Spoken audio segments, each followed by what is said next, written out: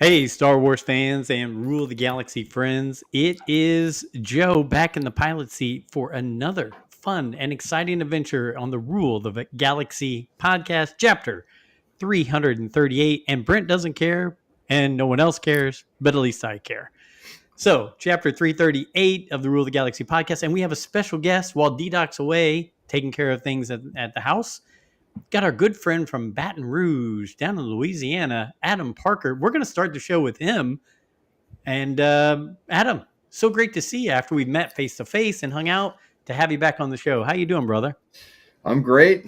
Good to be back. Just I was saying back to school with kids and all sorts of things keep me busy. But I'm reading a little Star Wars right now, the new Bad Batch book I picked up, and I actually really loved and have been enjoying the audiobook version of it. Mark Thompson's kind of killing it. It's kind of funny, and you may have heard this. He does a decent Wanda Sykes. It's pretty fun.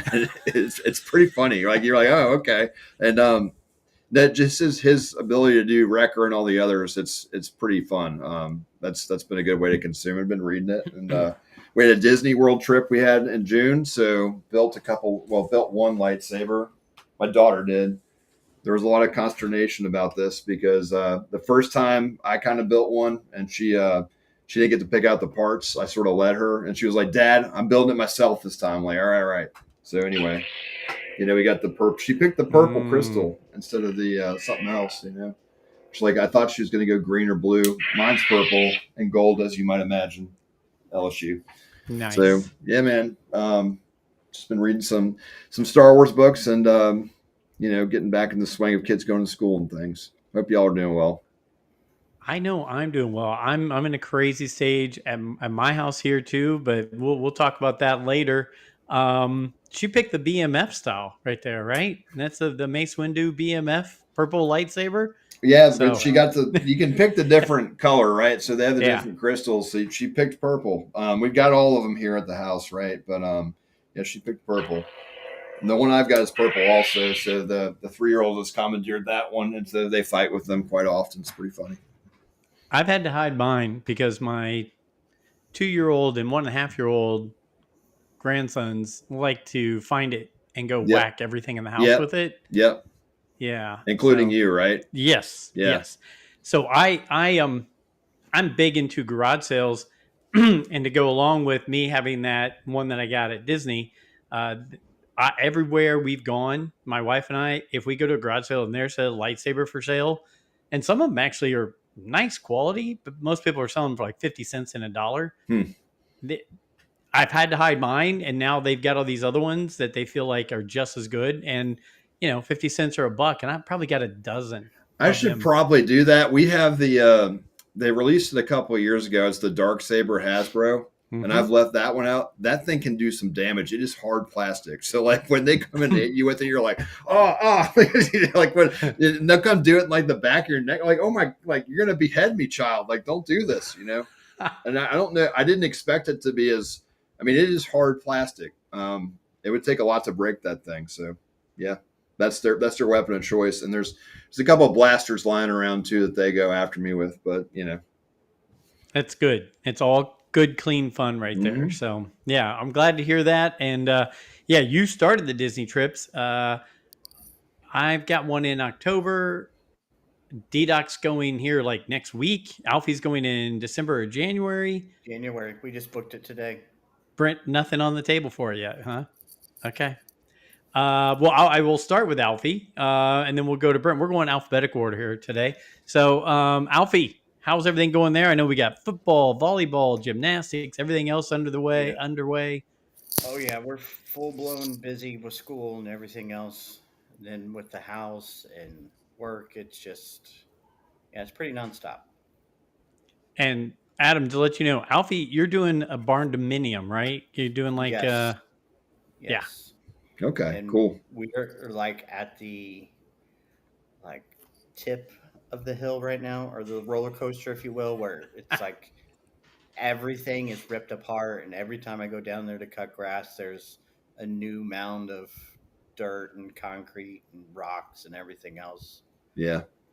Yeah, it's like the scene from The Money Pit. I know I'm dating myself there. Yeah. Looks No, I like know we're that. testing.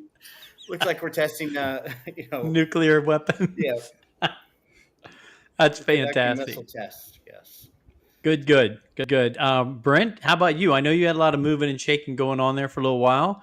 Is everything settling down? I know school started and you're back in teaching mode there, but how's everything else going in the Brent world? I mean, the house is confirmed and sold, so we'll be going through a move in the next month. I think like September 5th is when I'm scheduled to sign paperwork to get rid of it. And then on to the next chapter in life. Other than that, yeah, just looking to escape what's going on in the real world to talking about my fictional galaxy far, far away. Sounds like a blast. That's what we're here for. Brent, I've been thinking about it. I think maybe you and I should start a travel business and we should take people on trips. I think the two of us together would even each other out well on a long trip. I'd be at the front of the line pushing people along. You'd be bringing up you the would. rear. Oh, yes, I would. Oh, yes. And Good laughing day. at you the entire time. I've been on trips with both of you. I don't know. I mean, let me say this in a nice You wouldn't way. sign up for it? I don't know that I would pay for that. Harsh words from the peanut gallery here. Oh gosh. And we have no live chat going on because D-Doc runs a live chat, right? I don't know that we have anybody. I don't know if we have anybody listening or not, but I'm waiting for people to ask about our trips. Let's see. This I had titled the show with no topics because we are in the doldrums time of Star Wars right now. I guess the next thing we have coming out is the Lego Adventures, the Rebuild the Galaxy, and I see they're bringing out new Lego playsets for that. Those are everywhere, so those are nice. Any Star Wars topic besides the chat that I sent out to everybody? Any Star Wars topic that any of you guys want to hit to start the show this evening? Well, since we're talking about Disney, like I will say, we went 4 years ago, and it was very still like, all right, this is, we're going to keep it in universe. It's got to stay the same, like no deviation, no like different characters, right? This time, my daughter, we got in early. I've got actually a pretty funny story about Slinky Dog Dash. It's like there was the low point of the trip, which was hilarious. But at any rate, we did the rope drop and like ran in and we were going to go to Slinky Dog Dash. And that was our thing, right? Like, because my 3-year-old has been going, I want to go on Slinky Dog Dash, like nonstop. We're like, Slinky Dog Dash, whatever. We get there, it's broken, of course, like first thing, right? We're like, oh, it's broken. I'm sorry. We're like, all right, we'll go to Rise of the Resistance. That's available. We can get on it. So we went on it. That was awesome. It was the first time I remember it. The last time, my now 7-year-old basically clutched around my head and was like, I don't remember anything from the ride because she kept being so scared. It was a tunnel ride. But I actually got to watch the whole thing, and it was a lot of fun this time. And then, we go back to Slinky Dog, still broken. And then, all right, let's just do Galaxy's Edge. So she met Rey. She had like these cool pictures with Rey. She had the same hair as Rey. They had these Star Wars dresses that were matching and stuff. Like, good as my wife found all that. That just looked great. It was fun. And she had like a conversation with Rey for a little bit. It was fun because it was really kind of before we got in early, I guess, right? We were staying at the Grand Floridian, and we got to go in early and see all these different, characters. She got to meet Mando and see Grogu, and it was cool that they had kind of deviated a little bit from we just have to do this one era. So I kind of liked that they brought in Mando and others that she was able to see, and she enjoyed it and it was fun. I keep saying this, and I've said it before. I really wish that they do like, all right, April through or January through April is prequels, April through, July or whatever, just OT, and then do sequels like the end of the year, just the different characters or do something like that where they kind of integrate the full, panoply of, Star Wars characters. And they've started to do that. And that was fun to see this time. Did you Drank see the blue Luke? milk. Did not see Luke. Luke's only in California. Also, I screwed up. So I think I screwed up, or I thought I was. I saw they had these Death Star popcorn buckets, and I was like, yes, I'm getting that. And they also had Clone Trooper popcorn buckets. I'm like, yes, I'm getting that. And we went to Epcot before, and I got the stupid Epcot, in the Mickey ball, and that was like, well, that's your popcorn bucket. You're not Mhm. getting these other 2 buckets. I'm like, all right, I could have got a cool popcorn bucket. But instead, my popcorn budget was blown, and I got this Epcot ball, which I don't even want. Nobody uses, but I got it from my daughter. Was like, that's cool. I'm like, all right, let's get that. And I was like, that's the popcorn bucket we're getting. So Kids ruin everything. They do. And real quick, Hyperspace Heroes chiming in. Holy cow! The Adam Parker AI is getting more and more lifelike. that's realistic, isn't it? Yeah, it's amazing what we can do with this now. But it was a lot of fun seeing, and we also got a good few rounds of Star Tours in there. Because there was really nobody that wanted to go to Star Tours. You just walked up and went. The Slinky Dog Dash story is we were going to Slinky Dog. It was finally open and had like a 45-minute wait. I was really hot because it's June in Florida, right? Mm-hmm. So I'm like, let's stop and get iced coffee. I got one. It took 5 to 10 minutes. That's an important detail. Then we got to Slinky Dog Dash. We waited, and then like maybe 20 minutes from the front of the line, you get the announcement like there's weather in the area. We may be shutting down the ride. I'm like waiting on my 3-year-old wants to go this damn ride. Like we were going to this ride. Like we got within 3 people.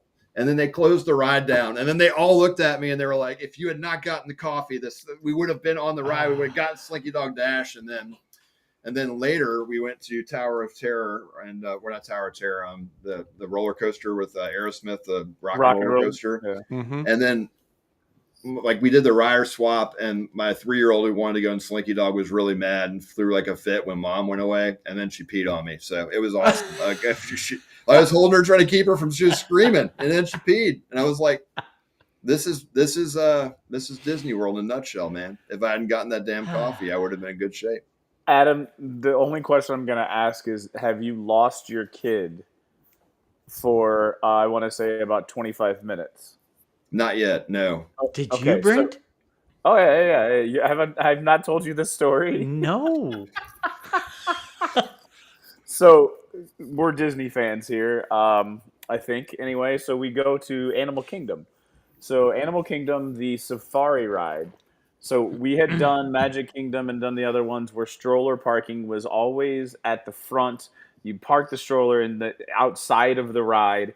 For whatever reason, stroller parking for the safari is kind of in the ride anyway. You like go deep into the forested wooded area that leads up into the ride.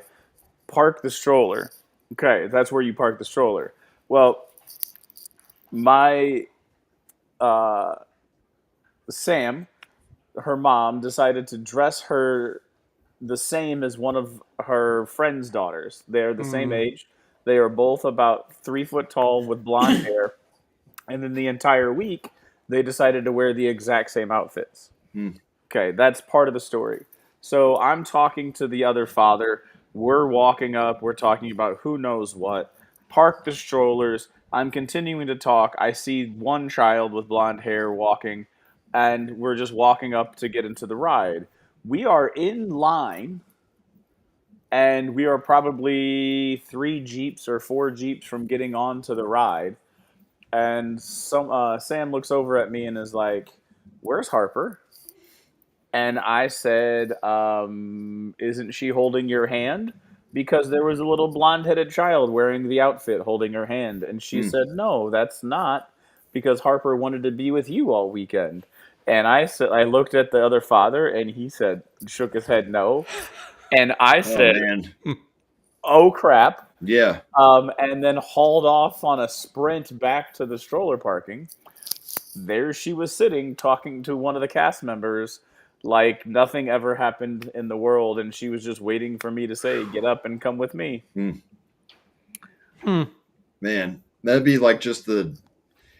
Yeah. My 3-year-old will run off. That's like one of her favorite. She just bolts off, and then even when that happens, your stomach drops. Right? You're like, oh, there's all these people around. You got to keep up with her. But Yeah. So that happened. She is now 13.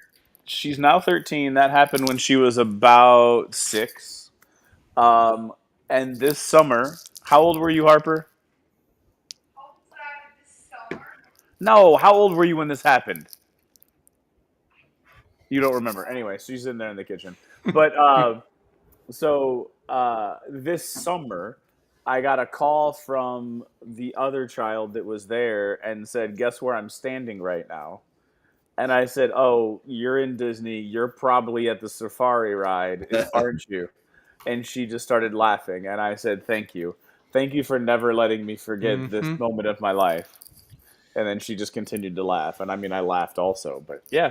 I mean, that's what makes the trips, right? I mean, she's forever. They're going to like, every time we pass Joffrey's Coffee, the rest of the trip is like, oh, Joffrey's Coffee, Joffrey. I'm like, oh, come on. Like, hey, Dad, do you want one? Do you need a cup of coffee? They handed up the whole time. And I'm like, listen, we're going back, and first thing I'm going to do is go to the stupid Slinky Dog Dash. We're going to ride that coaster, all right, guys? Like, that #1 priority. And we tried. We broke drop, went there. Oh, well. That's all right. Alfie, how about you? I've got 2 interesting stories for Disney, but I want to hear from you. And D-Duck came back, and then he left. And real quick, Brent, been there, done that, Brent. Feel your pain from Hyperspace Heroes. Yeah. And Pop the Bounty Collector. Did any of you go to Rebel Scum Con? I did not, but we'll get back to you on that in a minute as we finish up Disney, because I want to, if you want to tell us more about that, Pop the Bounty Collector, would love to hear about it. But go ahead, Alfie. I did not lose a child, so I'm sorry, that came out wrong. Okay.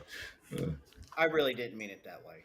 I don't have anything to compare to that, but it kind of does, and it ties into the coffee.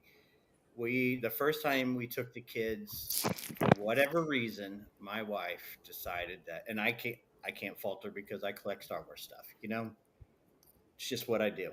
She wanted an umbrella from every park, right? Because they had I forget what the theme was or whatever, but there was a special one at every park. So we get the one at Epcot, right?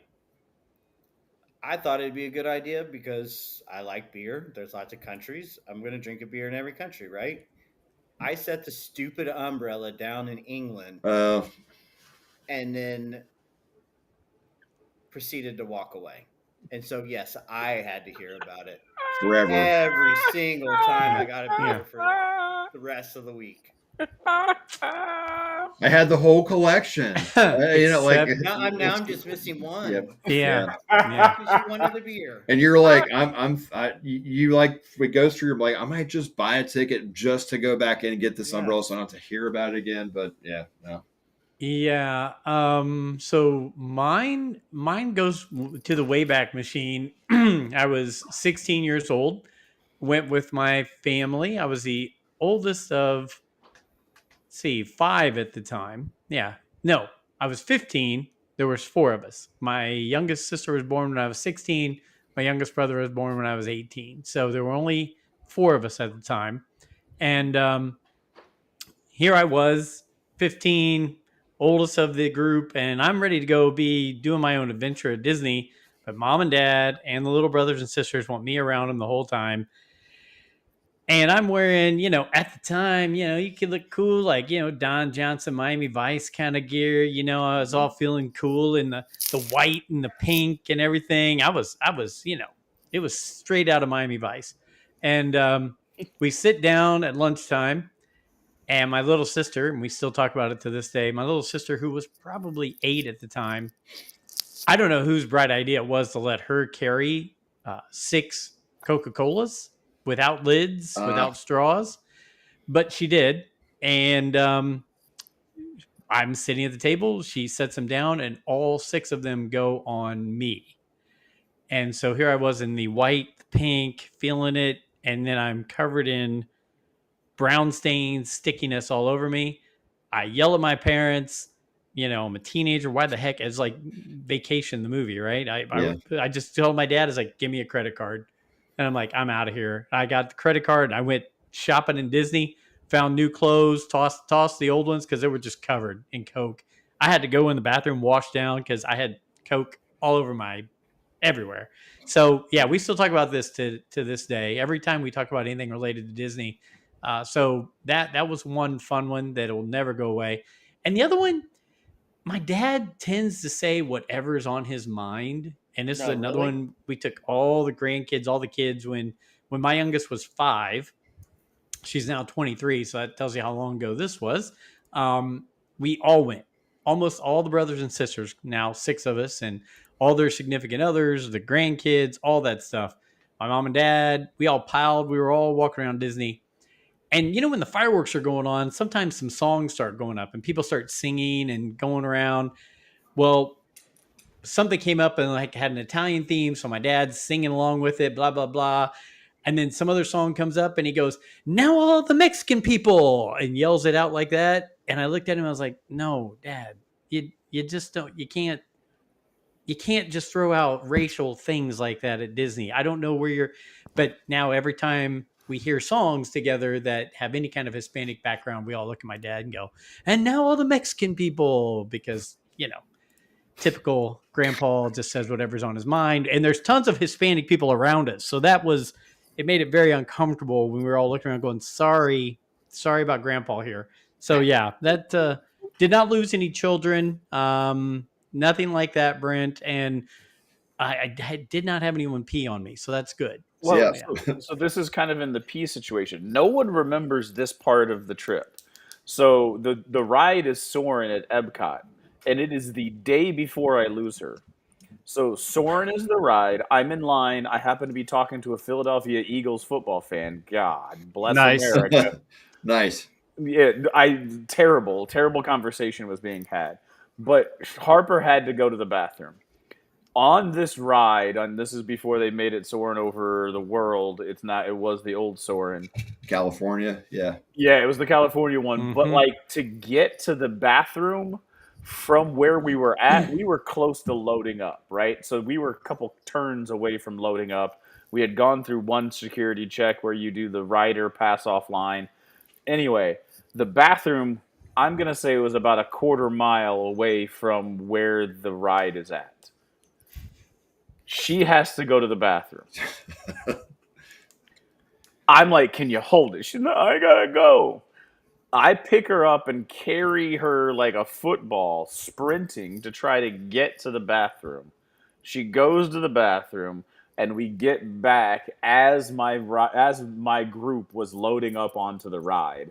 And the Philadelphia Eagle fan is the one who spotted me and is like, "Hey, they're up here!" and told me to get back, like gave me where they were at. So we were able to still ride the same ride because I was able to sprint with her both there and back to the ride. Sam just said you also lost her that day in the background. It was the second We day. know, It was Sam. it was the next day. I'd already told that story, but I want to tell the redeeming story of me being Brent, Dad of the Year. I would almost pay to see that's 2 days in a row that you were sprinting. Yeah, pretty much. And You're a big man. I was not in good shape at the time. Also, It's a long queue too. You're right. Like, I mean, I know that Soarin', you're going, it's like it weaves back and forth, and usually you're like walking forever and you just get in. You know, it's not as backed up as it used to be, but it was forever, man. It was crazy. Hey, before we welcome D-Doc onto the show, because he's been taking care of dad duties, Refresh Broccoli, hello there. Thank you General for stopping in. Kenobi. It's all right. Hello there. D-Doc, go ahead. Before D-Doc talks, I was just going to say, Refresh Broccoli reminds me of Broccoli the Hutt from Mando Season 3. That was all I was going to say. D-Doc, how you doing, sir? Doing good. You guys started the Disney talk without me. I'm about to be going there in a couple days. That's why it started. Yeah. I'm excited. Yeah, Meg actually just got back with a new shirt for me for the trip. Pretty cool one. Oh, sweet. That's a Target special right there. Yeah, okay. It is a Target special, but like, I'm sorry, that should not be Kylo Ren there, if you can see it. It should be Dooku. It should be Palpatine. Emperor, yeah. Oh, yeah. I didn't even see. I thought the Emperor was on there. You are correct. I mean, the fact that Grievous made the cut is pretty badass, though. So it's a good shirt. We're getting it. Clanker, hey. Thank you. It's Alfu. I don't know. D-Doc, you've done a couple trips to Disney. Have you ever lost a child or got peed on while you were at Disney? I don't think peed on, and I don't think we've lost one yet. I'm going to knock on wood right now. I like how you said yet, because Yeah, it I may mean, happen this trip. yeah, it is possible. I Or- mean, you gotta have your eyes going at all times, man. It's great. Or have you left behind a collectible umbrella on accident? No, Okay. Stupid umbrella.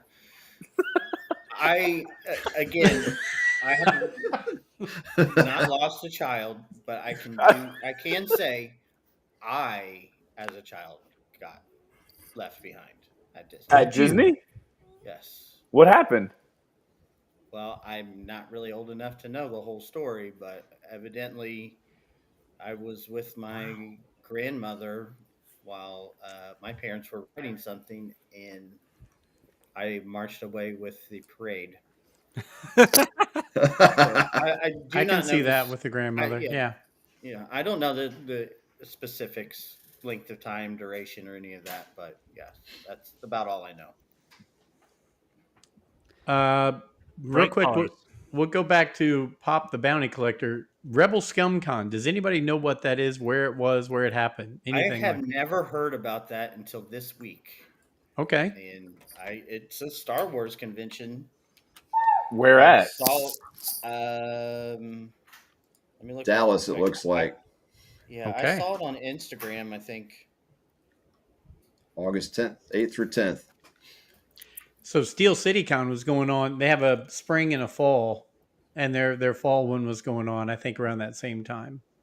So, but with our crazy lives, there's no way any of us could have made Steel City Con here in August. There's just no possible way. Yeah, But- Dallas. Wait, they're calling August fall? I said that spring and fall. I Okay. don't know. Oh, Okay. man. End of Sometimes they say they tag them like the whole whatchamacallit, the toy place. They do it twice a year. Mm-hmm. The great Ohio Toy Show, the spring and a fall. I just didn't know if they tagged it that way. It's, Yeah, it was just twice a year kind of thing. But no, what's somebody looks like Adam? It looked like you were like looking at it anyway. But what was at Rebel Scum Con? I saw Katie Sackhoff. That was kind of the headliner Mm. that they put there. I didn't go through the rest of it, but Sam Witwer. yeah, nice. I did see Kyle's. I don't know how you spell it or pronounce his last name, but Slapface. He was there. Emily Swallow was there. Oh, my favorite. And while we're looking at that, Mark Thompson has said he'll come on an upcoming show. Okairo said he'll come on an upcoming show. Mark Anthony Austin has offered to come on an upcoming show. And I'm starting to work the rest of the crew that we usually talk to. So hopefully I'll add So what some I more. hear is we need to get a Wanda Sykes impersonation. With yeah. him. I'm gonna say you Yeah. got to get him to do it, right? Like, hey, we've got to hear Fee, right? Because he's so good. It is so funny. Like, He's got a good Yoda. He's got a good. he's got a good Jar Jar. Yeah, his Jar Jar Jar's Jar's incredible. really good. Yeah, his Jar Jar's really good. He I did got that. several like early bumpers for us, lead-ins. She's back 10 years ago. It feels like now. But I mean, yeah, it really, does. the variety with. I mean, he's got a great hunter. He's got a great wrecker. Okay. Yeah, I mean, it's fun. It's a good audiobook. I was listening. I think the Rebel Force guys were talking about it, and it was funny because I think Jimmy Mack didn't recognize it was Mark Thompson. So he was Really? like dogging Mark. Right. He's like, "Oh, this isn't Mark Thompson." I'm like, "Well, no, it says narrated by Mark Thompson on the cover. I don't know." Like, anyway, but because he really did do a great job. I mean, it's like you're watching the show basically, and same type of story of the week type thing. At least as far as I'm in. So I'm going to see if I can find it real quick. So if you hear him in the background a little bit, let me know. I'm going to find his Jar Jar and stuff like that. So He had like a C-3PO. He did a bunch of them. oh dang it. yeah, I said Dallas, Frisco, near Dallas, right? Yeah, that's Yeah. Man, there was a ton of people here. Not a whole lot of like huge names, but here's a good one, Joe. Shannon McRandall, Shannon the McRae. only person to portray Mara Jade in live action. Oh, Nice. wow. There we go. Pop the Bounty Collector is bringing the heat. Frisco, Texas, near you, like you said, over 32 Star Wars actors. So he must be either somewhere in Texas or connected to this convention at some point, because us Midwest boys didn't know much about this one. Daggone it. Sorry. This is Mark Thompson. You could probably hear that, can't you? Yeah. Sorry. Trying to go through your files. It's all right. It's all right, Joe. No, it's Bro. all right. Hey, just But trying to yeah. add a little fun to it. Yeah, like that sounds like it's like a pretty solid convention there. Yeah. I'm always up for a trip. I mean, October. Joe, what did you think of our kind of trivia thing we did last Loved week? it. Loved it. I've been following that person. They're on Instagram, aren't they? Yeah. Yeah, I've enjoyed those. Those were great. You guys did a great job. And hey, thanks to Dr. Squatch for coming and being a guest while I was out. That was a lot of fun listening to you guys. But no, it was fun. I think we should do that more often. Definitely. Yeah. I was thinking about doing. I was looking up some trivia that I was thinking about asking you guys tonight later in the show. Bring it. Do you have them? I'm gonna get some up. I didn't like some of the ones I had, so I'm gonna find some better ones. I'm also scouting out wait times and lines at Disney right now, just trying to get a feel. But only the Magic Kingdom is open right now. I've been checking every day. Well, man. yeah, it's 9:00. Dude, you should go to Disneyland, man. Both parks stay open until 12 a.m. Yep. out there.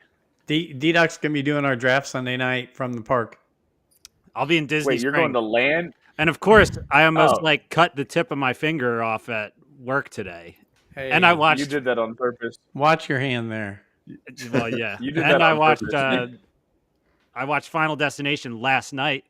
The new one is out, so I threw that on. And then next thing you know, it's like I do something, I cut my finger, and then I'm sitting there thinking like, shit, what's gonna happen next? Because that's how it always happens in Final Destination. It's just like one little thing happens, and then it starts the chain of events. You weren't meant to be alive. Hey, I'm watching the new one. It's not that bad.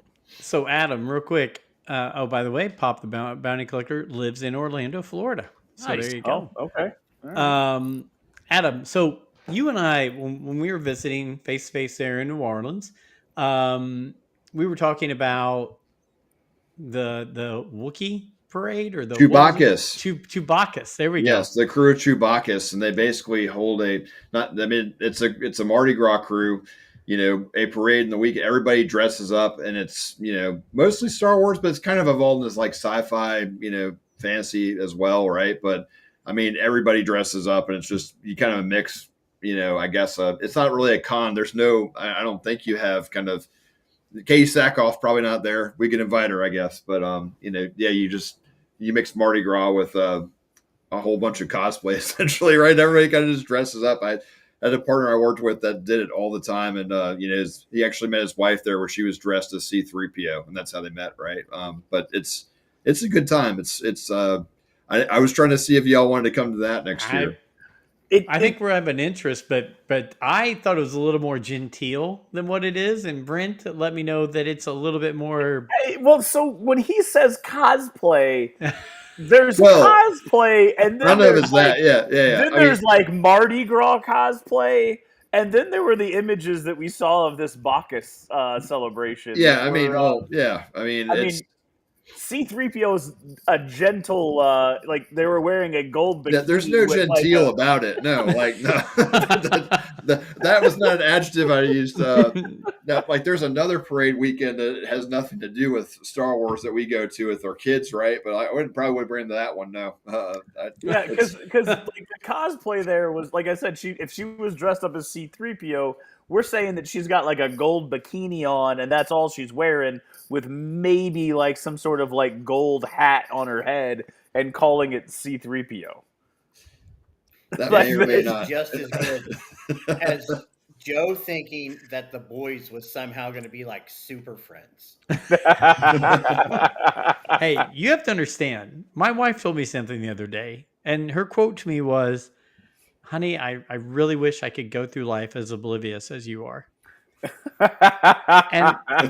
and I get it, but I think I choose to be oblivious. I mean, I choose to go through with rose-colored glasses and everything's happy and unicorns and rainbows. So, yeah. And I just want to go on record and say I'm not opposed to attending this event. Oh yeah. It was eye opening when they showed pictures of the cosplay. Yep. These are not fully covered furry cosplays. Yeah. These Have are you guys- loose interpretations cosplays Have with you loose guys clothing. used the internet before? I do research and study on it a lot. Right. I look at the internet for the articles. Hey, Pop the Bounty Collector got a press pass to promote the con on their channel. Hey, Pop, we probably need to talk to you. If you're getting press passes, we need to buddy up and get some more press passes from you. As you guys have been talking here, I scrolled the entire guest list of that con. It is like hardcore Star Wars, man. It is just like loaded. Like Yeah, Alfie was saying, it's He loaded. said 32 voice actors and actors. So, yeah. I saw a video of Matthew Wood, who does General Grievous's voice this week, ordering Chinese. Someone asked him, "Can you do General Grievous ordering Chinese food?" So he got the microphone and was doing a Chinese food order in General Grievous's voice. Where I was like, "There must be a convention going on somewhere." It was probably from that. First U.S. appearance ever of Kyle Solar, also Serial, as we have affectionately dubbed him, right? I mean, Yeah.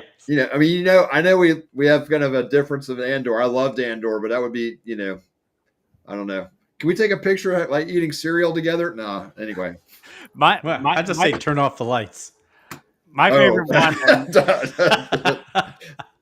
Yeah. My favorite one, and I don't know if Alfie said this, is Aiden Barton, who was Baby Luke and Baby Leia in Revenge of the Sith. So he's appearing he looks like that is like a young man now. Yeah. But that's kind of funny to be showing up at cons where it's just like, yeah, that was me as a baby, but hey, he didn't play that role. If Steve Constantine can make a living off of being and wearing the Gamorrean guard suit for about 35 seconds on camera and makes a living going to conventions, I'm not surprised that the guy who played the babies is making money doing it also. Oh my gosh, they have Ross Beedman, who is Master Skywalker. What should we do? That kid, now an adult, Femi Taylor was there. Yeah. Hey, we know her, close personal friend. Yep, close personal friend. There's got her too phone many number. of them. What are we going to do? Nothing. I'm going to crack my lightsaber and take your head off. All right, so I'm going to start throwing out some random topics, just to actually keep the Star Wars feel going. What do we think about Chancellor Valorum's passing? Really? Stamp. Yeah. I did not know that one. I didn't know it Zod either. from Superman. Nobody had to care. I mean, right? Yeah. I mean, yeah. Okay, but I didn't know. I didn't hear about it. But like, he was there for what? A scene to where they vote him out. He was in two different scenes. He was on Was the it landing two? platform. He was on the landing platform, and then they voted him out. Put his head down. I'm trying to think of the right way to say this. And I really am not coming up with one. But after his comments about Natalie Portman, I kind of lost a little respect for him as a person. So you have more knowledge about him than I do. So what do you do? I don't know what the comments were. And again, I hate to say something like this after somebody's passed, but yes, he openly talked about how he had a crush on Natalie Portman in episode 1, and she was like 15. Yeah, Wow. Maybe that's something you should have kept to yourself. I don't know. Yes. Yeah. Okay. Have we checked the flight log for Epstein Island to see if he was on it or anything? Oh, wow, Joe! Wow, Come on. I mean, you took it to an extreme. I just throwing it out there. And this is the guy who lives in rose-colored glasses and is like clueless at times, and then throws out the zinger. Very bipolar, Brent. Very Okay. bipolar. All right. Okay, so yeah, besides him playing General Zod in Superman 2, I didn't know anything about him except for when he showed up in Phantom Menace. That was Wasn't pretty he much in it. Young Guns? You know what he was? He got killed in Young Guns. Yes. Yeah. He was the one who kept Billy and all those guys as like orphans under his. Yeah. Right. You are correct. It's been Is so he by long since I've seen IMDb that in movie. him? I'm looking through to see movies I've seen that he's been in, and I'm not many, right? Or not many where I recognize. I mean, I recognize him as Chancellor Valorum, right? Like that's who I know him as. So Okay. Well, I mean, I just thrown it out there because to me it was just like, oh yeah, that guy, yeah, okay, sorry, R.I.P. How about Dave Filoni coming out and saying we've had 20 years of Star Wars animation, and he feels like we're going to have 20 more years of Star Wars animation. He said George Lucas always felt strongly about animation, and that he supported it and was the biggest fan of the animated part of Star Wars. Any thoughts? I'm sign me up. I think they can yeah. do so much in Thank you. animation that they just have such a. It's. I've been and I feel strongly about it because I mean, I'm on the treadmill in the morning watching Clone Wars right now. I'm like, I'm getting, you know what I'm going to do? I'm going to watch the whole saga, like start to finish, everything they have. And I've gotten, I'm like, I'm only in the first, I'm almost done with season 1, right? Like, because it's just watch the 30 minutes in the morning or whatever. But I'm enjoying it so much. It's so high quality. It's well done. You just kind of, I've already seen it all before. There's goofy little bits about it, but you don't feel as goofy, right? Like when the little lemur looking people come out in the in the first season. I remember kind of like bristling, like, wait, Star Wars, no. Like, what is this? What are these lemur people being like, wait, why am I being so precious? And you can actually enjoy it a little more when it was animation, right? And they can do some of these.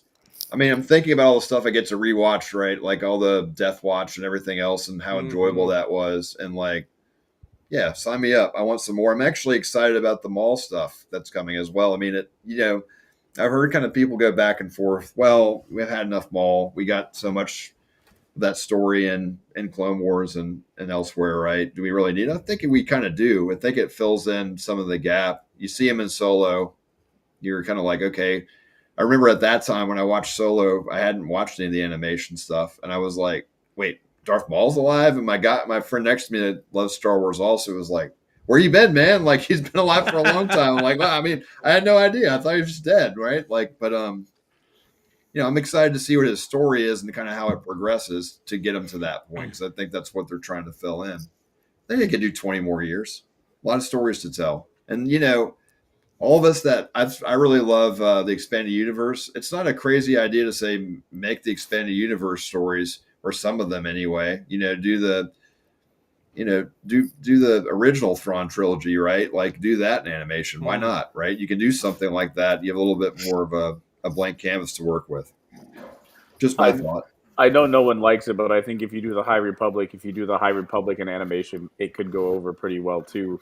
With some of the things that they do in that first book that I read, some of the flying the planes with the using the Jedi and using the Force would look better if you're doing it in animation. And then also when they go through and explain how each person taps into the Force, where the Wookiee taps into it through nature, somebody taps into it through its sound, you could illustrate that through an illustration or through some sort of an animation that would bring more awareness to how Jedi did tap into the Force, and that the Force is more than just this like invisible thing. It kind of gave a tangible way to touch into the Force. And like I said, I know that it's a small group of people, but if I have an animation of the High Republic stuff, I would watch it.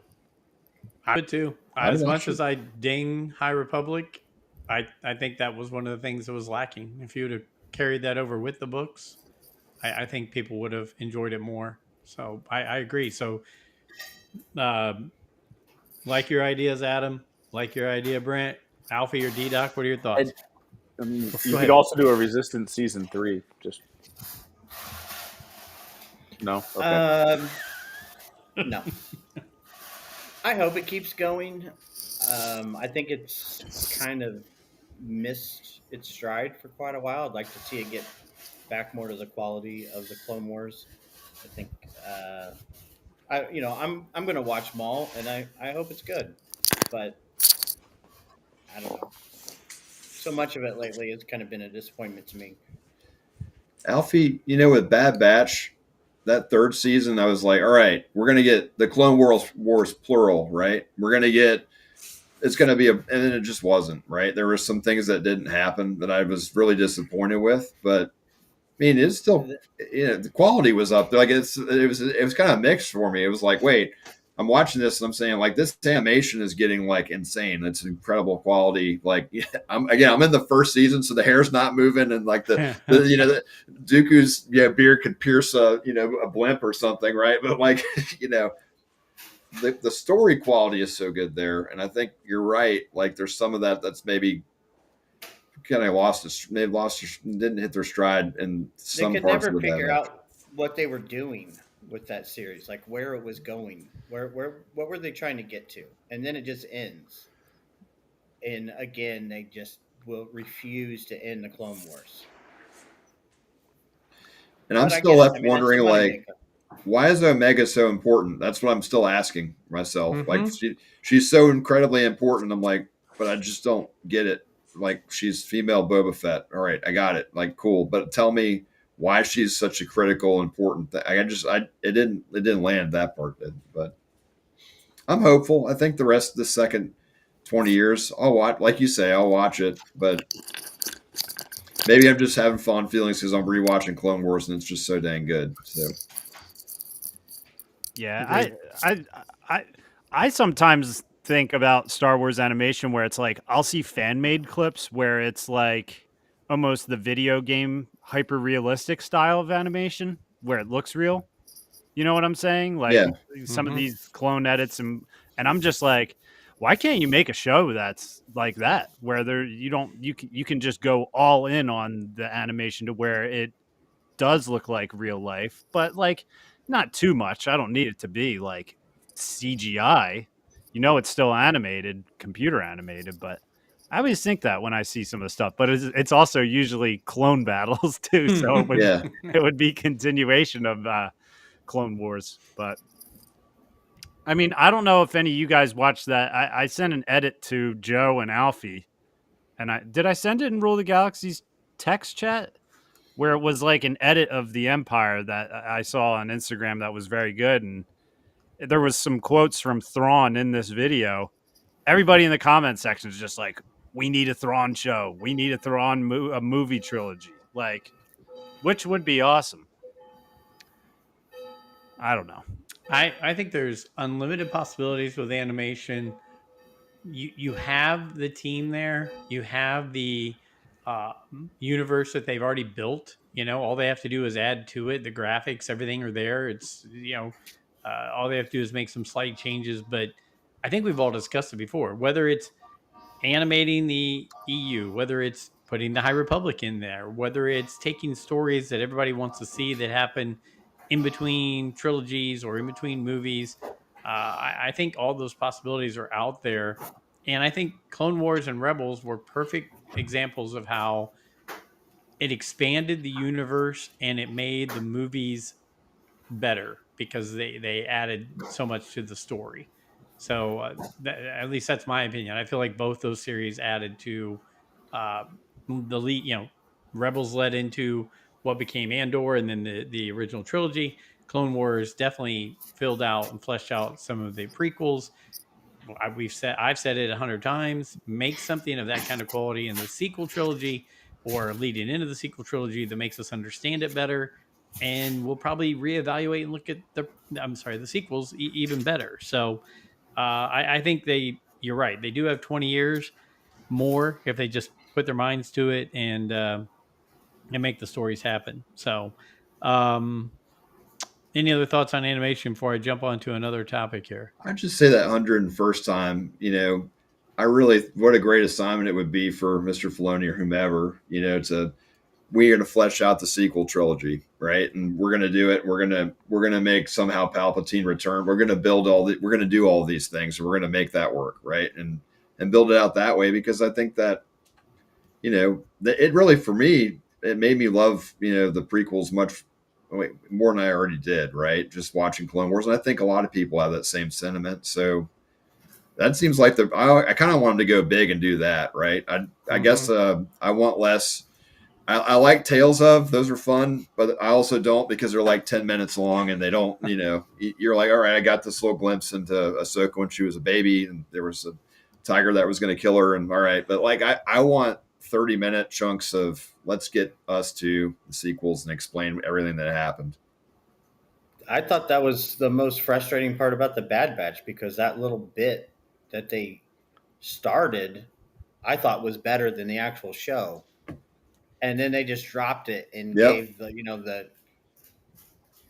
hey, we destroyed this facility and we're never going to go here again. And we're going to scrap everything. Even though the Emperor said this is the most important thing we're doing, Tarkin is somehow in charge and says we'll never speak of this again.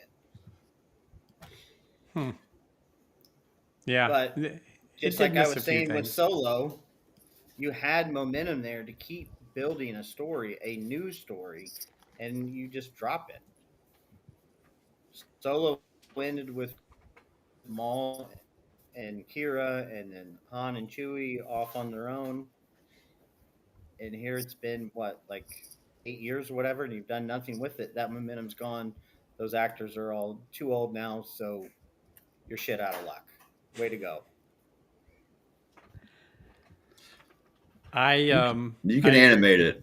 I mean, you could do an animated Solo 2, 3. And that's what is great about the infrastructure they've built. I mean, I know I'm not trying to oversell it, but if they wanted to put their weight behind it, they could do it. They've got, we've drawn out these different, story tracks.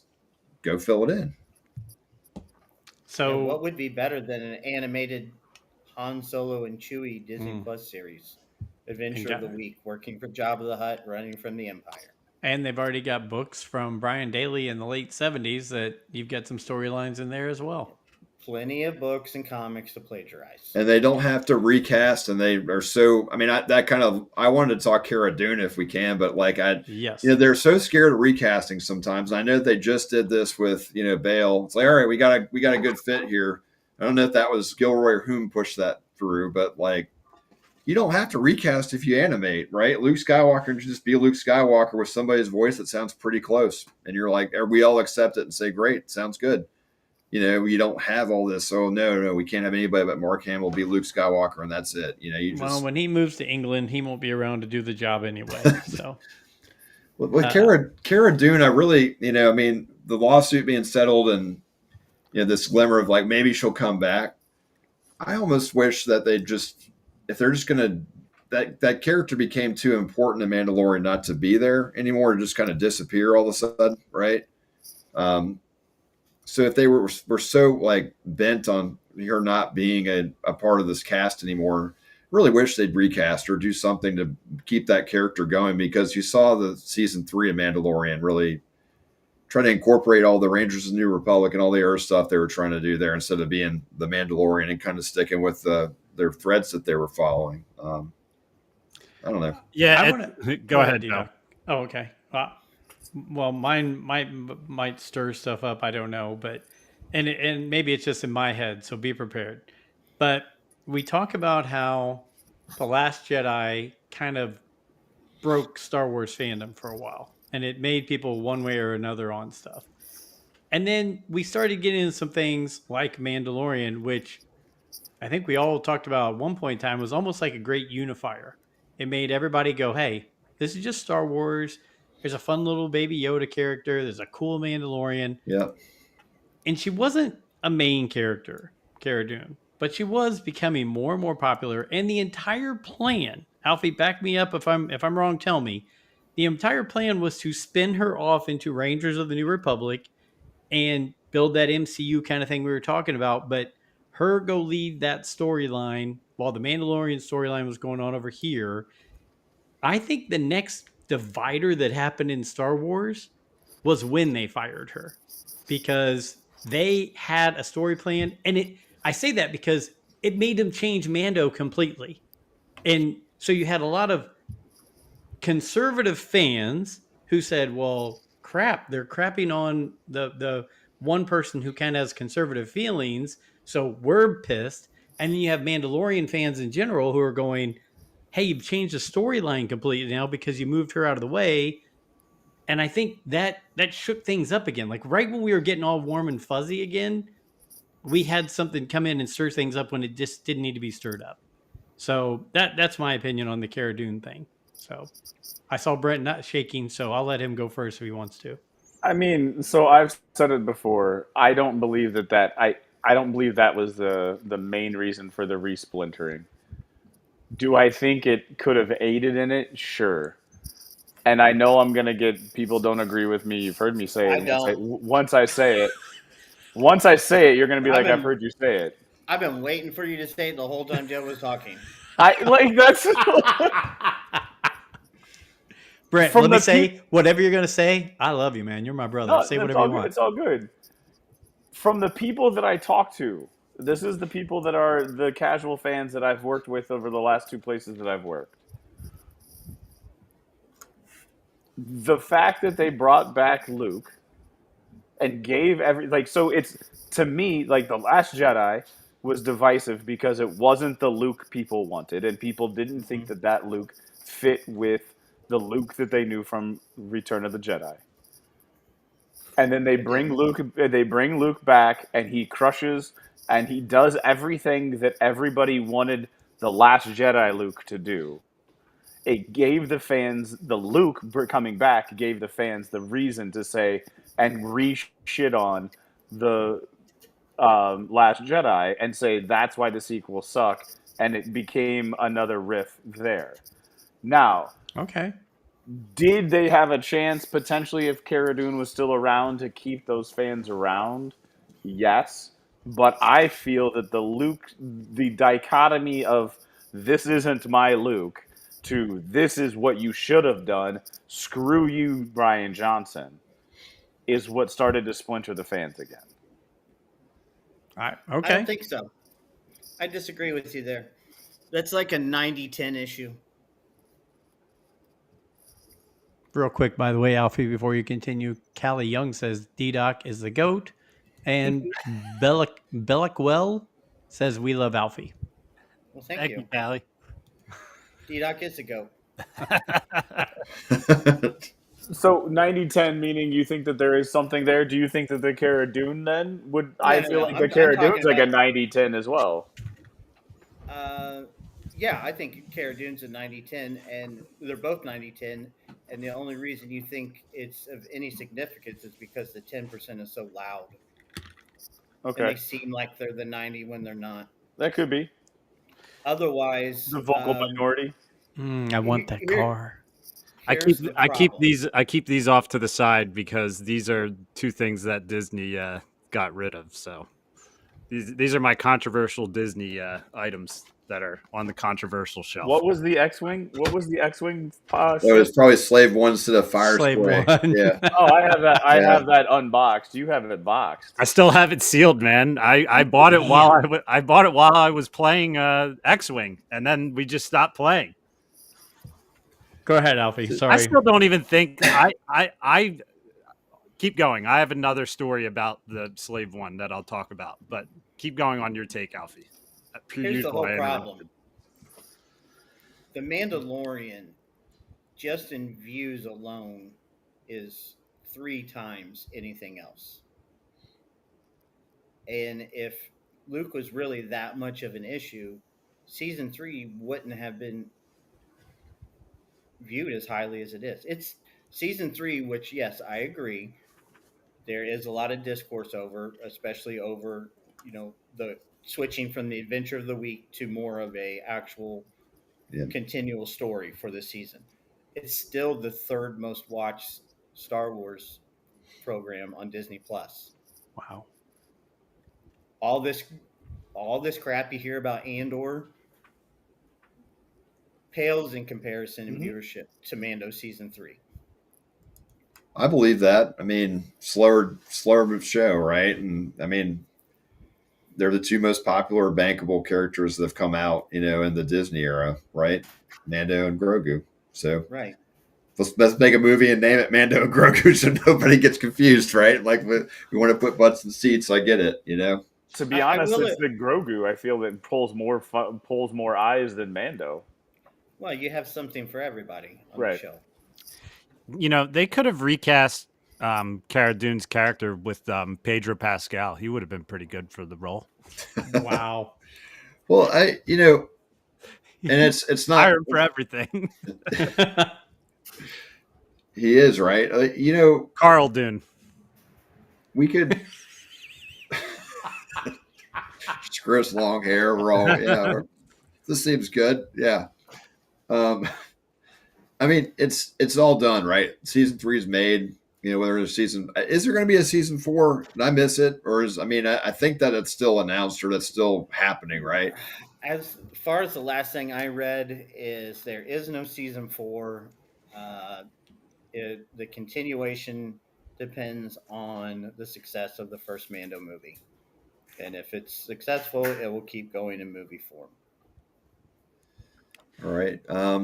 Mando deserves better than let's see how your first box office movie does if we're going to continue this show. That's what kind of disappoints me a little bit about it. But I'm happy that they're making a movie, though, because I've been saying this forever that some of these big shows deserve movies. And say you do a movie and then we get more, maybe we get another season and then another movie after that season. I don't think they're going back to seasons, those guys. I know what you guys want, but they're not. They're basically going to move away from Disney Plus the way that we've experienced them for 4 years. No, they're not. They just announced a whole slew of the next iteration of Marvel Disney Plus series. When? Dr. Squatch is bringing What it, do you by the mean way. when? When did they make the announcement? I don't know. Yeah, it was just a few months ago. What shows did they announce? Because I don't know of any shows that they've announced. All right, well, give me just a second. I do think, though, Brent, they're doubling down on Disney Plus because with them merging Hulu into it and Disney still being buyers. I mean, here's the thing. Disney Plus will always have value because it has the whole Disney catalog on it. And that's what's watched mostly on my TV is the Disney catalog. My kids have especially been into the cartoons that are on there lately. But I don't know. There's always going to be something. I don't know. That Ironheart show came out and I felt like they hardly really advertised for it and I haven't watched it, but I also haven't watched a lot of the Marvel stuff for a long time, honestly, on Disney Plus. But I also just wasn't in if you could go back, you go back a while and I really just wasn't into the Marvel stuff after about a quarter of the way through it. So that's just me.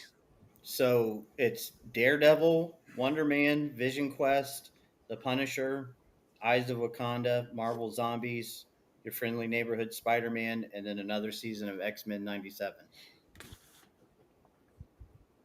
Are we getting any Star Wars shows though? Because I know we got the mall announcement and we got movie announcement, right? Let's talk through Starfighter and we know Mando and Grogu, but Ahsoka season 2. That's it. I mean, that's going to be the last one too. And I don't,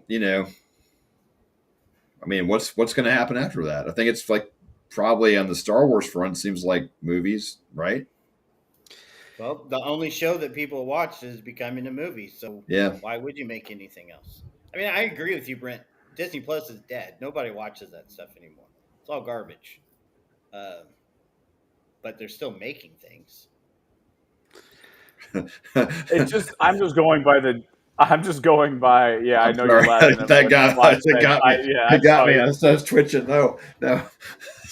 It's just I'm going on what they said, and then what you haven't heard is you haven't heard a lot of those announcements. I didn't know that Marvel had that many shows that they were talking about, and I don't know about the big budgets and the way that they're doing it. They might be changing the strategy is kind of where I'm coming from.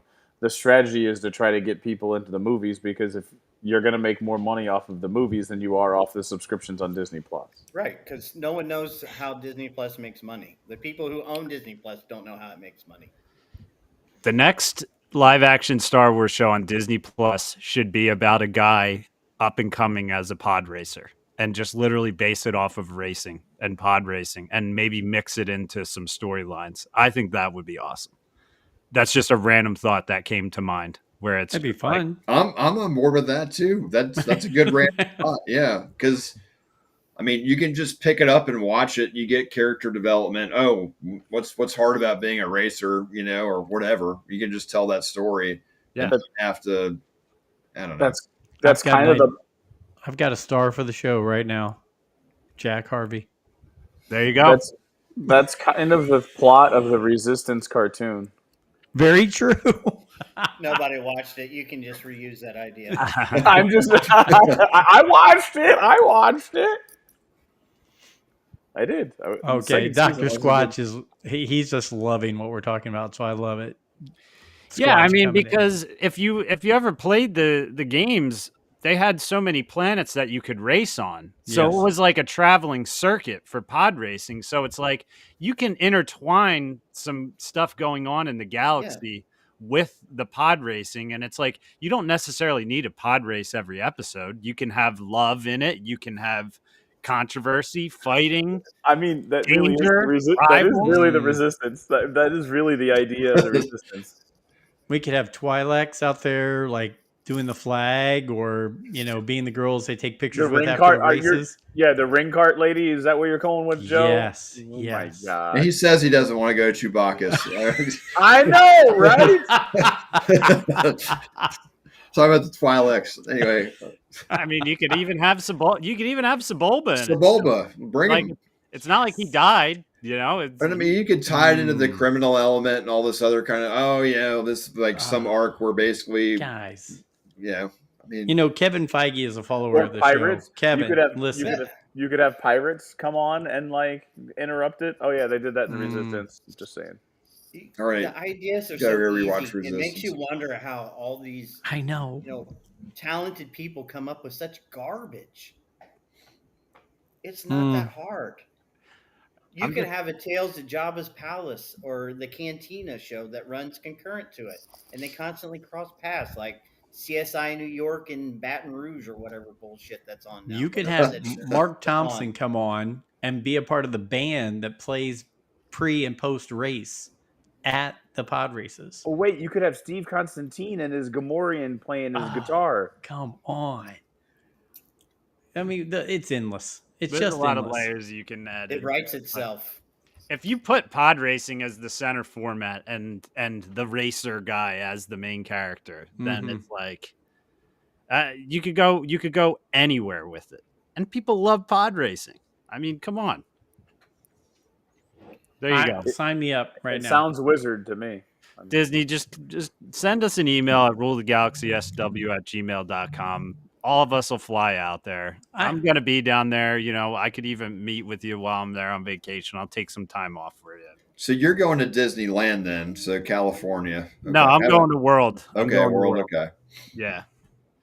But I was just saying, because when Brent said like what time it is, it's like when I was out in California, I was like, damn, they do it different out here, and people want Disney World to stay open that late. I don't know why it really does. World shuts down at like 9-10 o'clock.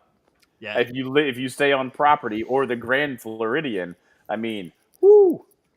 That's I'm where not, Adam in that, stayed. I'm not in that caliber. In my opinion, Epcot should stay open since Epcot is essentially like a massive bar.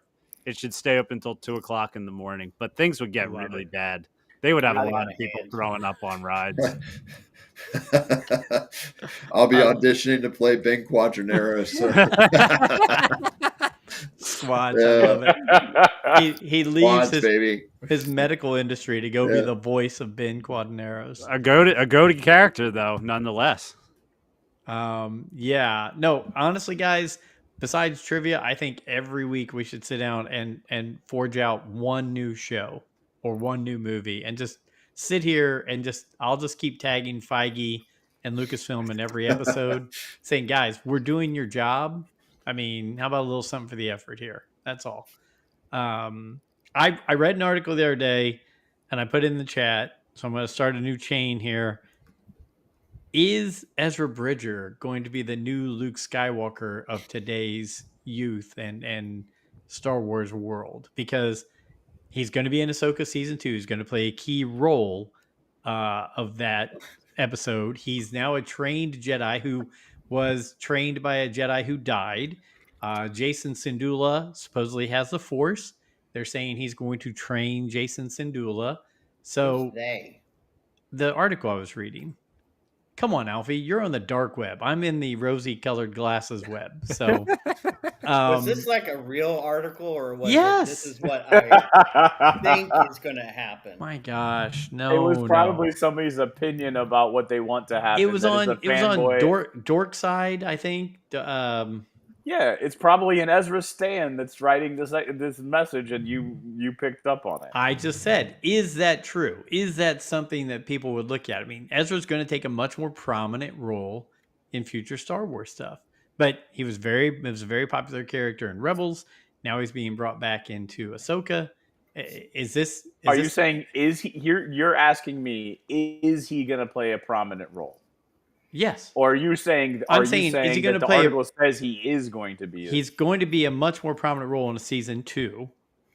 And my question is he going to be big enough in what he's done and where he's leading to, going to play a prominent role in the overall Star Wars universe? I mean, he just talked to turtle people and like got on a ship. So of course his role is going to be better because he's going to be doing more than talking to the little turtle people. I forgot about those little guys. I love those guys. Still no 6-inch Black Series of those guys either. Anyway, Alfie, you had something. I just wanted to throw the Come turtle on, people look, out. Guys. Sometimes I throw stuff out here just to see how crazy I can make. No, this is a all good of you. topic. Go ahead. That's crazy because one, if you were to ask 10 people on the street who Yeah. Ezra Bridger is, That's what I was thinking. I know where you're going. now. Could he be a Luke Skywalker-esque character in that is his, he's following that arc? Sure, yeah. Well, does he have that connection with people? No, not outside of a very small group of people. He's not that well known of a character. Yeah, We love Rebels. We talk about it all the time, but that show did poorly.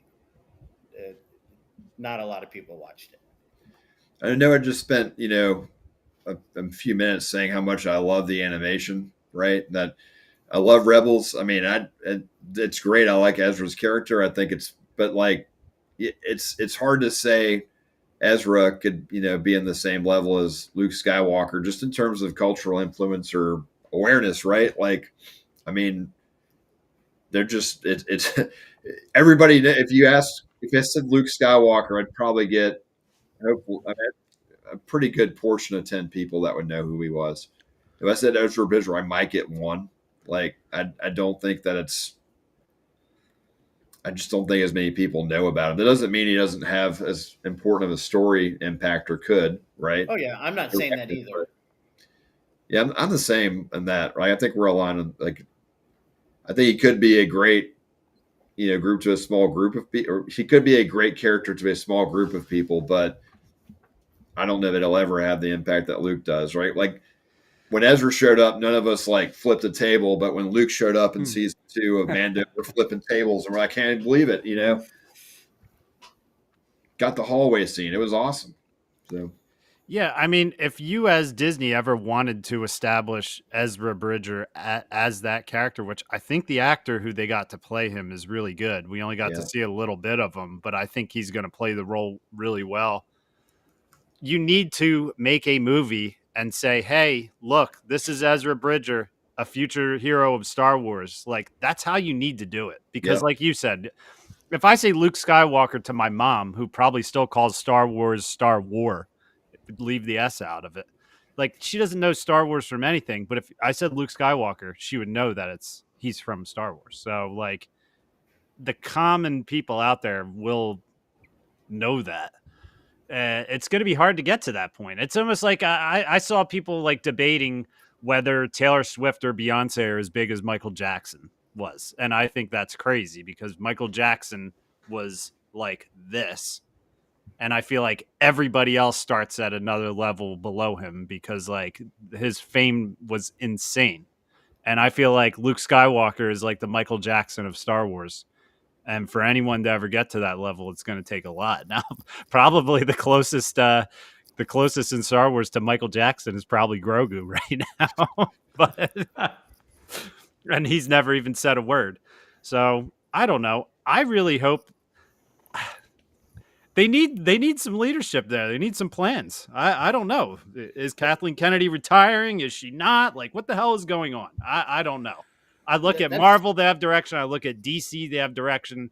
Kathleen Kennedy's been saying we're making the same movies for the last like 3 or 4 years now. So we can beat that dead horse forever. That's the funny thing about, because I talk about how much I love reaction videos. And to your point, Brent, about the Star Wars discourse, that's the one thing you hear about Filoni all the time. Oh, the member berries and these characters that he puts in everything. That only applies to a small percentage of the people who actually watch The Mandalorian. Most people had no idea who Bo-Katan was. And maybe 5% of the people who watched the Book of Boba Fett had any clue who Cad Bane was. Yep. I think about 2% knew who Bo-Katan was. Oh my God, Joe. What? 2%? Adam, do you remember? I'm part of that 2%. Adam, do you remember this quote that he's referencing? Because you seem to be not in on this inside message. I'm not. Adam, Okay. I'm a bad person sometimes. It's not. He's not a bad person. Bo is the one who said it. So Katie Yes. Sackhoff. This was during season 3's run. Katie Sackhoff was on a podcast, and they said they were interviewing her, and the question was like, "How is it meeting the fans?" And her answer, was very, very honest, I believe. She's like, you got like the 90% of the fans that are like just want to give you get your autograph and tell you how much they mean to you. You got about 8% of the fans that are like kind of creepy, and then you got 2% that just want me to sit on their face. Yep. See, I don't ever say that. I just say the 2%. That's all. Right, because the people that knew the quote know what you're referring to. Yes. Well, I remember during season 2 of Mandalorian, that's back when they used to have group watch, and I was watching with my brother and one of my other buddies, where we would have our headsets on Xbox and watch it together. And right when they saw Bo-Katan for the first time, they had no clue who she was because they did not watch any of the animated shows. But right away, they were in the 2% club just from the reaction. They're just like, damn, who's this? Oh, yeah. So the 2%, that's what Joe was making a reference to, Gotcha. and that's straight from Katie Sackhoff. Like Yeah. you can, Joe you didn't can say go, it. you Katie can go Sackhoff search did. YouTube for, you can go search YouTube for Katie Sackhoff 2%, and they will cue you up to that specific part of the podcast. Joe did not. Joe's like, I did not create that quote. No. I remember I never heard the full quote. I just knew the 2% thing, and I was like, so when Alfie was throwing out numbers, I just Yeah. So Throughout I might be numbers, off. I might be off on the percentages, but I'm not off on the 2% because that is the actual quote. anyway. No. Sorry. Adam, I'm sorry. I'm embarrassing myself this evening. No, you're good. I'm actually Now I just- know. So if I hear 2%, I will Oh be. yeah, it's not milk. We're not talking about milk here. Nope. Yeah. Adam, I know you have to break away here in just a little bit. So any topics you guys want to cover that we haven't covered, anything that's in the So, forefront of Star Wars besides what we've all talked about? This is the most. Ooh. This is the most side conversation. I was just in the car today listening to our friend Ryan McGee and the ESPN Never Tell Me the Odds podcast. Mm-hmm. They've kind of gone to like a fantasy draft podcast. However, this one was freaking awesome. So anyone who's listening that hasn't listened to it, Ryan McGee and Arda, and there's another one. They're all ESPN like hosts. One does hockey. Ryan does college football and racing. and the other one I think is basketball. But they do reviews of the shows. But they did a fantasy draft because I guess it's their 8th episode. They called it the Ocho. So they drafted Ocho events and then put a Star Wars character in that event. So like the first pick was the Slippery Stairs, and Ryan McGee chose Obi-Wan Kenobi because he always gets to the high ground. And so that was why he said he'd be perfect for it. One of the other guys, they just start dying laughing because that was the first pick, was the Slippery Stairs. Somebody said Jabba the Hutt because when he slides around, he's going to put the slime down on the slippery stairs. And then the third guy was like, no, Jar Jar. Have you ever watched him? He was born to like go up and down the stairs that way. So that was a good one. And then, yeah, so it was just funny to hear the ones that they came up with and the people that they put into it. Like one of them was playing dodgeball. They chose Yoda. One of them chose Yoda. The other one chose Grievous because Grievous can just start whipping the balls with like those 8 arms. Yeah. He could roll into a ball and get away, so he'd be hard to hit. It's worth to listen, and it's about a 40 minute podcast. They're good dudes. Ryan McGee is a friend of the program, so I just want to kind of throw that plug out there. If you've listened to it this long and you've never heard of their podcast, Never Tell Me the Odds. They kind of do a sports spin on it. So yeah. Nope, I agree. Love Ryan. Ryan McGee is one of the best. He's a great guy. And I enjoy listening to their show. They're good. It's hard to fit all the Star Wars podcasts into my head that I listen to. Between Hyperspace Heroes, I re-listened to all of ours to make sure where we screwed up. And then Geek Out Loud, Rebel Force Radio. Gosh, there's a lot. I really don't have that problem. Yeah, you don't.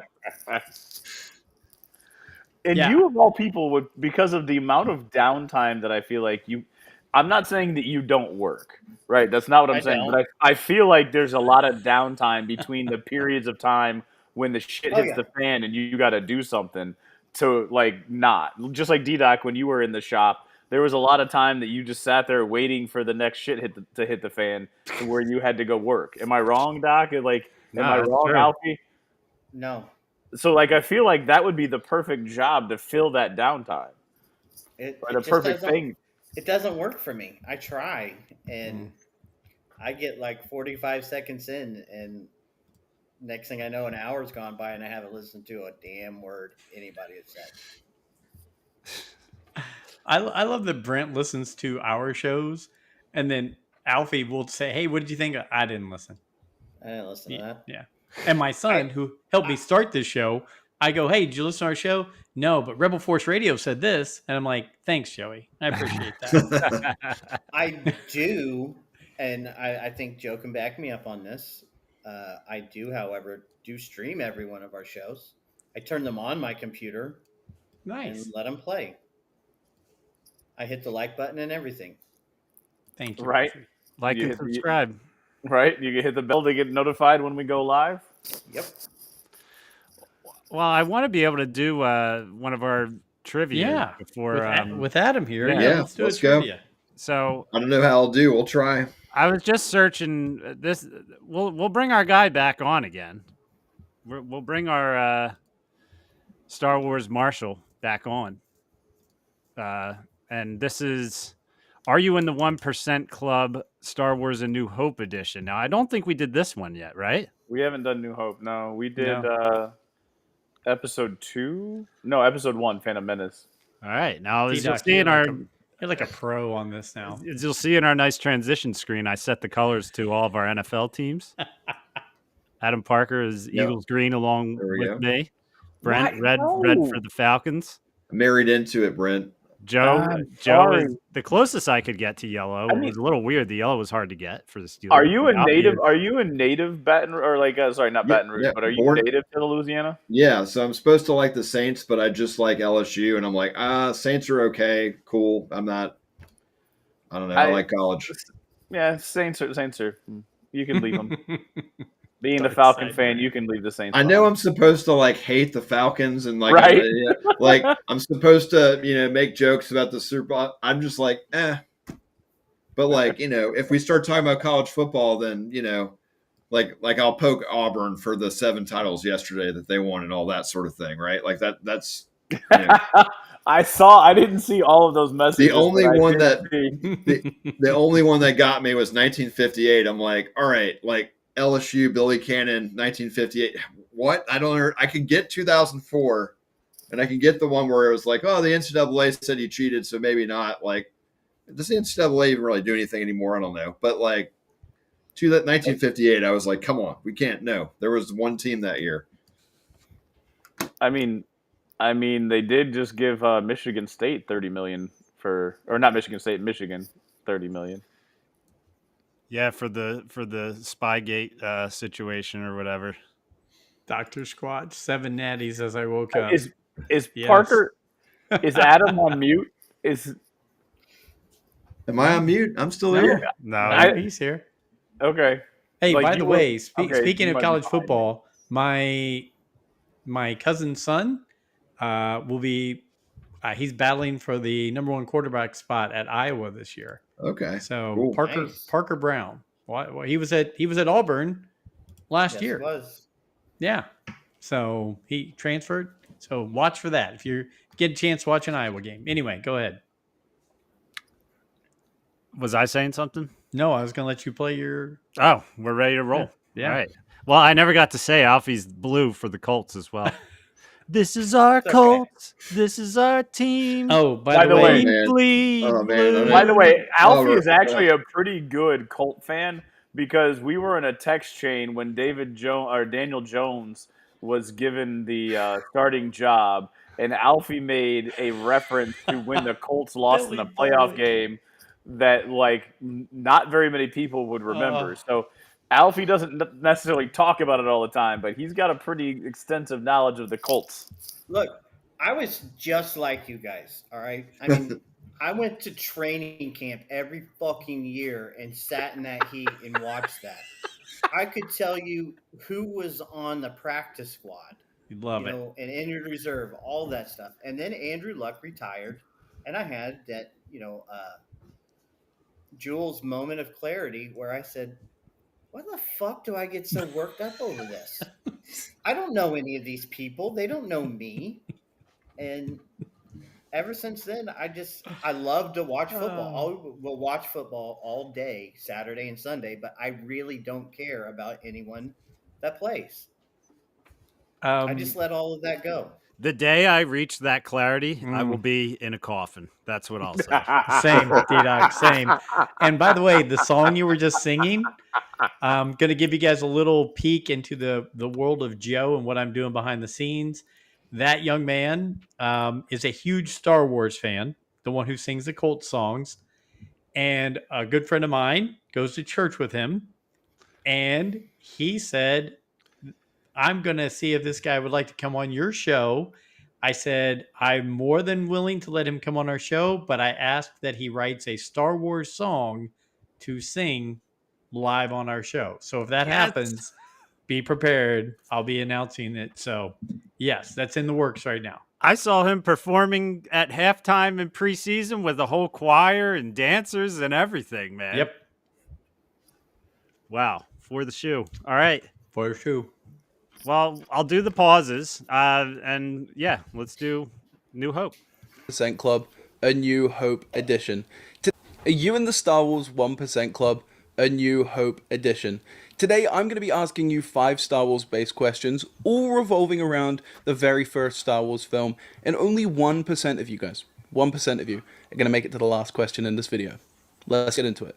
Alright, starting up first, 100% of Star Wars fans should be able to answer this question, and don't worry, this is 100% question. Literally non-Star Wars fans should be able to answer this question. It does get harder, but anyway.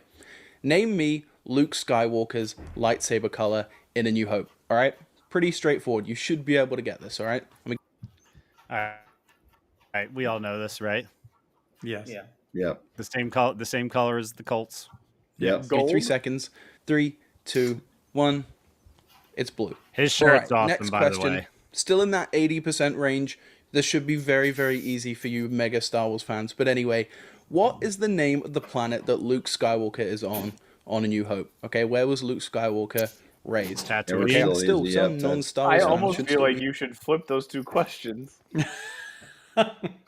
I'm telling you though, when I was looking for like difficult Star Wars trivia for you guys, and I was reading some of the questions, and I knew some of the answers, and I'm like, I know this isn't hard then, because I'm like, I know the answers to this stuff, and these guys are like next level to me.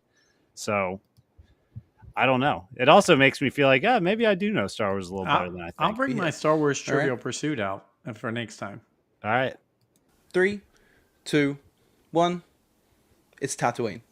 Okay.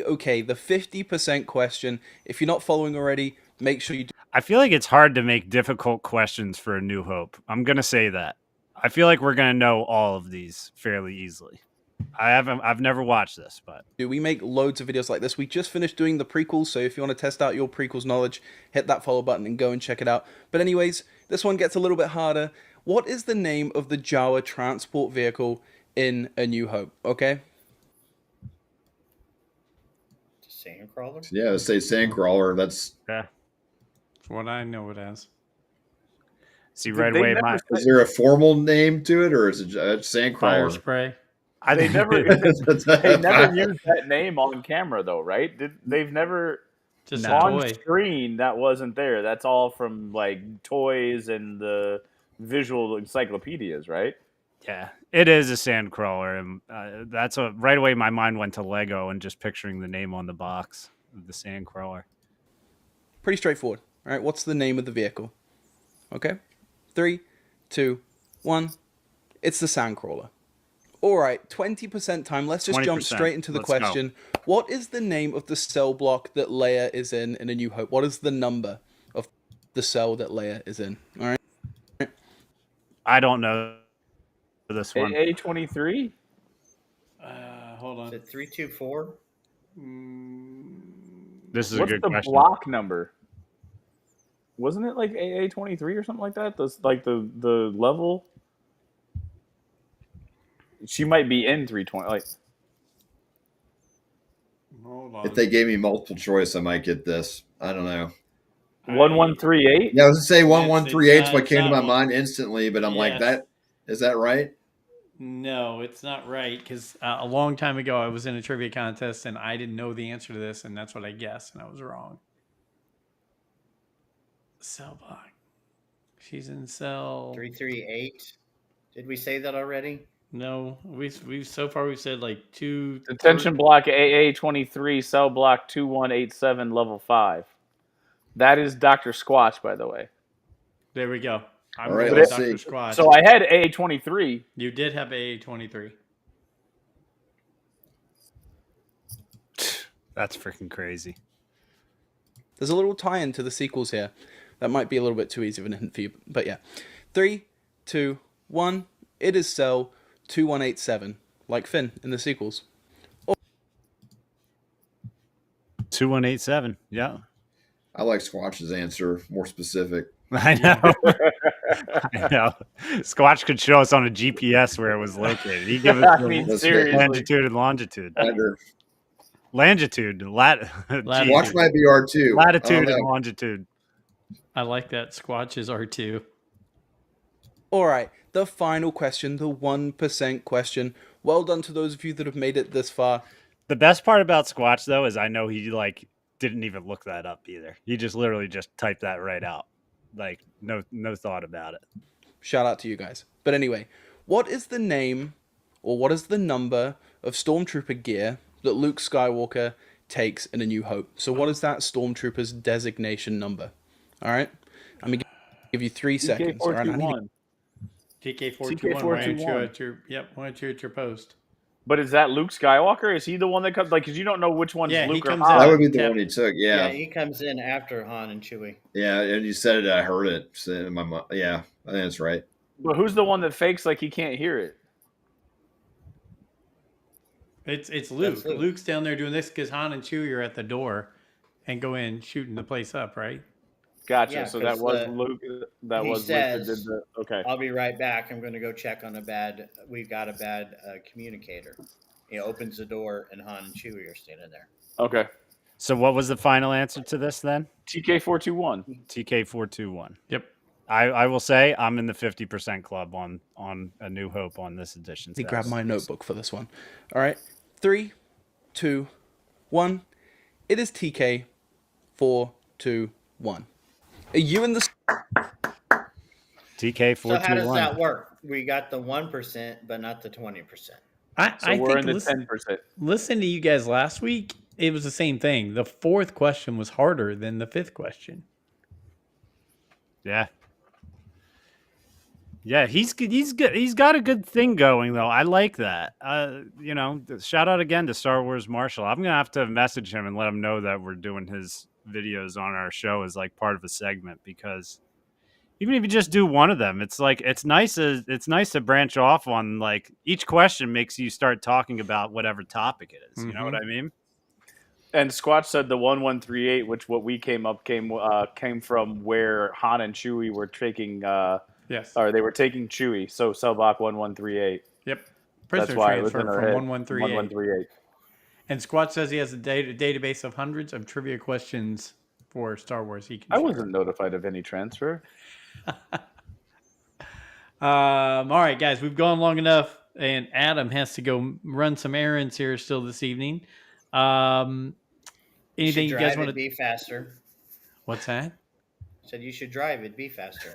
Wow, thank you, Alfie. I can't pass up a good dad joke. Yeah, you got that. So yes, my closing up stuff is I'll even take the lead on this. I'm working on some guests behind the scenes for the next few weeks, and then for when I'm out in Italy. So you guys will have plenty of people to talk to, and so I'll keep you updated on all that as we get things locked in. But football also starts real soon. So I said we should switch it to Wednesdays all the time, but I believe Alfie said that Thursday night football is Fugazi. So It is. It is Fugazi. It's I've hated it The since they worst. started it. It screwed up your fantasy football. NFL Because makes fantasy money. football you didn't have to worry about until Saturday. Now you got to worry about it every damn day of the week. Plus, people get injured more on Thursdays, right? Because they have a short week of rest, and they all hate it. All the players hate it, right? And you got to watch it on Prime, and it's disorienting because I think Kirk Herbstreit's on it now, right, or something. Yes, he is. So you're like, wait, am I watching college or wait, what's happening, right? Yep. It's amazing how our brains get trained like Yeah. that. We hear Kirk's voice and we I think mean, we're I've kind of watching- gotten used to it now, but I don't know. Yeah, I gotta leave it. Hey, Doobie Doobie Dave. Doobie Dave. Maybe we agree. It's the worst. All right. So I closed up my end. Let's go. D-Doc, Alfie, Adam, or Brent. Anything from you guys? Well, I obviously will not be here next week because I will be in Disney World. I'll be sharing stuff from Disney. I'll be sharing some stuff from Galaxy's Edge with you guys, and obviously excited to see all that stuff. Since we are driving down, not flying, I said to my wife, I was like, this means I don't have to worry about the amount of stuff I can bring home on Yep. the flight. You drove. It's the best decision you've ever made. She was You like, bring all the stuff back. Yeah. she was like, what are you thinking? It's like, I just billed like a couple people for jobs that I just finished. I'm like, hey, I might be buying some stuff this time we go down. The thing that almost got me was we were in the den. I forget the name of it. The place with all the lights, the nice lightsabers, and then they had the orange one, the Bale and Skull. And I was like, Brent needs that. You know, I gotta get it. Like, we gotta get. You can do Brent. You can do Bale and Skull all day, man. But then they're like, it's a 2-pack. You have to buy the Shin Hati too, and it's like $500, $600. I'm like, that's not going to pass my budget committee. I don't think that's going to work. So. I'm telling you, my Luke Skywalker lightsaber's been lonely on the wall. I don't think I'm buying any like Black Series helmets or anything, but I really do want a lightsaber. I don't want to build a lightsaber there. I'm thinking about getting a replica, so we'll see. Get the curved handle, man, to get that Dooku. I may come home with Dooku because Dooku's high on the list. Dooku is high on the list, so it could be. My number one pick, like highest odds, are probably Mace Windu number one because I've always loved his lightsaber since I was a kid. Just because it was the purple lightsaber, I just thought it was awesome. Love Mace Windu's. So that's highest odds. Number 2 odds are probably Dooku. Number three, Qui-Gon Jinn. So Look Two at that. purples. that's freaking awesome. Yeah. So we'll see. I may come home with a lightsaber. I'll keep you guys posted, obviously, on what's going on down. We in the look forward to the updates for sure. Yeah. Both times we went, we just mailed our laundry home. Didn't have a problem taking stuff on the plane. Ooh, that's a smart move. Yeah, just Interesting. went down to the gift shop and asked for some boxes, put our laundry in it, taped it up, shipped it home. I like it. Very smart move, actually. I think I'd get an Asajj Ventress lightsaber, by the way. That's a She's good one. curved also. Yes. Sweet. Yes. Anybody else need to cover anything before we break away? No, thanks for having me on. It's fun as always. I could say you're also going at the right time of the year, D-Doc, because it's so hot in the summer. So, like, I'm wearing the results polo. That's the performance thing. Like, everything I put on was dry fit when I was in Disney because it was just like, and just drink a ton of water. But we go in June because I'm married to a family of teachers, so everybody's off all summer. Yeah, so that's when we go. That's what I'm hoping with the Catholic school like late start for us here, that it's going to be low crowds. I've been following the wait times the last week, so I think it's going to be low crowd. When I'm seeing Tron like below 45-minute wait at like peak time, I'm like, all right, I might be in a good spot. Oh yeah. There we go. For anyone who cannot see on camera, Joe just pulled his lightsaber out. And it was his lightsaber. Wow. That's usually me saying the stupid Joe, stuff. I was gonna say, you of all people saying wow with the zingers you've thrown out tonight. Hey, my brain is a little messed up, Brent. I switched from being good little Catholic boy who doesn't say a word to just goofball who says whatever's on my mind. I think it's hereditary, as we stated earlier. So, anyway, guys, thanks so much, Adam. It's always a pleasure to hang out with you. Sorry if I said too many goofy things tonight. Brent, D-Doc, Alfie, as always, you guys are the best, and I can't thank you enough for sticking around for 338 episodes. And let's go have some fun. D-Doc, have fun in Disney. Football season's around the corner. Our fantasy draft is this Sunday night, so let's go see where that goes. And let's have some fun. I'll find out who the guest is going to be for next week, and we'll plan that out while D-Doc's gone. And until next week, may the force be with you.